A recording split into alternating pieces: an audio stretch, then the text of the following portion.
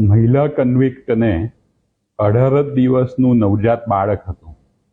એટલે એ જે બાબત છે એ જ્યારે સરકારના ધ્યાન પર આવી ત્યારે ગુજરાત સરકારના માનનીય મુખ્યમંત્રી શ્રી ભૂપેન્દ્ર પટેલ સાહેબ તથા માનનીય નાયબ મુખ્યમંત્રી શ્રી હર્ષભાઈ સંઘવી સાહેબે સંયુક્ત નિર્ણય એવો લીધો કે મહિલા આરોપી જ્યારે પણ જામીન અરજી કરે ત્યારે સરકાર તરફે એનો કોઈ પણ જાતનો વિરોધ કરવાનો નથી.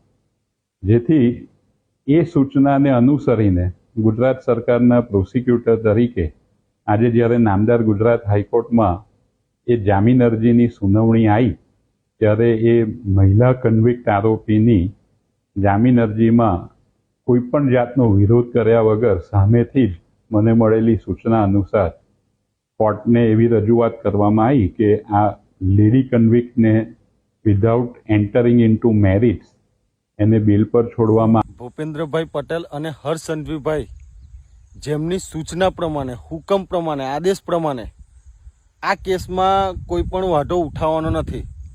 સારું કહેવાય કે તેમના દિલમાં એક ભાવનાત્મક વિચારો છે. પરંતુ વાત એ નથી, કારણ કે હાઈકોર્ટના સરકારી વકીલ આ રીતની વાત કરી રહ્યા છે.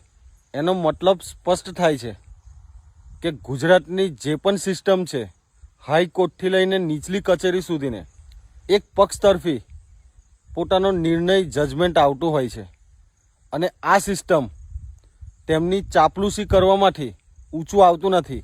આ સરકારી વકીલ જે કહી રહ્યા છે એમની વાતથી આ બધું જ સ્પષ્ટ થાય છે. ધન્યવાદ. જય હિન્દ, જય ભારત.